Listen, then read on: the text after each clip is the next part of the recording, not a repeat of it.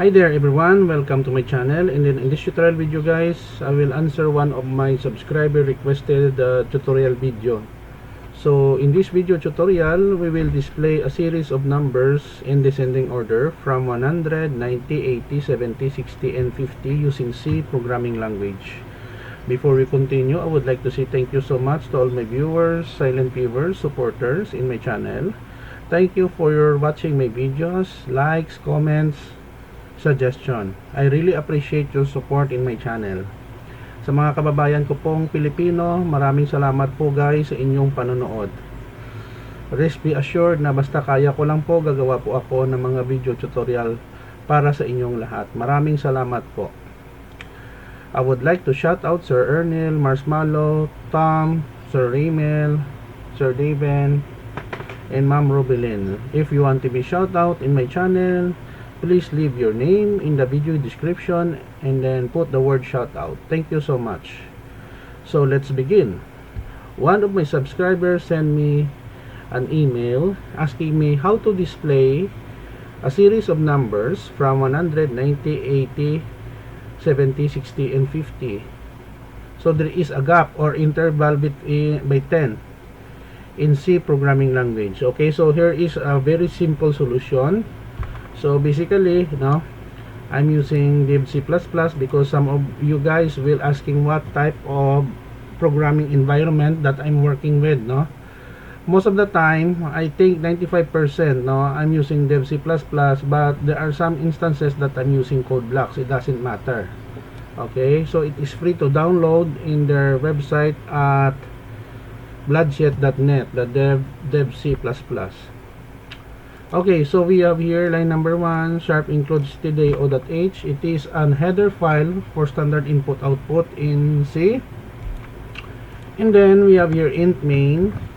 It is a function that will be searched by our compiler when we execute our program and then when we terminate. Every C program has a main function.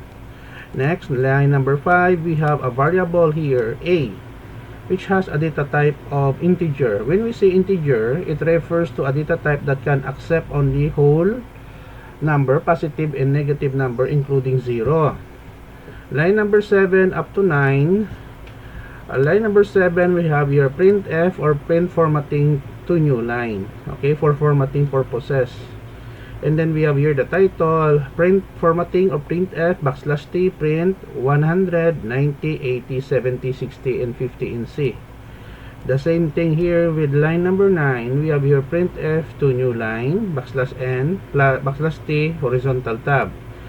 And then in order to display the series of numbers from 100, 90, 80, 60, 70, 60, and 50, we will be using a for loop statement.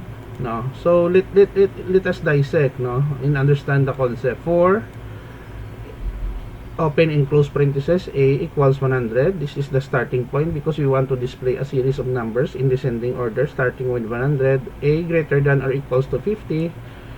Conditional statement. This is true because the initial value of a is 100. And then in order to decrement by 10, we will be using this expression.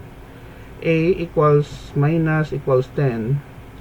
It is also similar to A equals A minus 10. This is a shorthand in C. Okay, so do not be confused.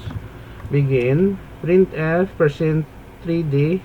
3 is the spacing and then A, and then we close our for loop statement.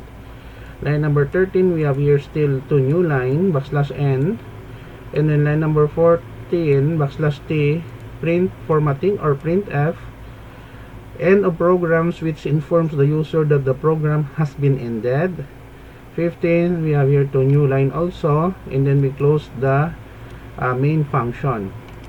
Okay, so don't worry guys, because I will put a link in the video description of this video tutorial so that you can download the complete source code for free in my two websites.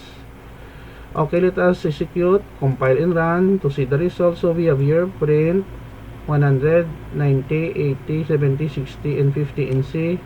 So we have here the display 100, 90, 80, 70, 60, 50, and a program.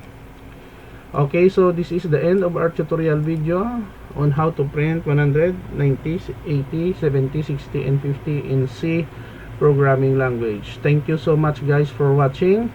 I hope that you learned something new in this tutorial video.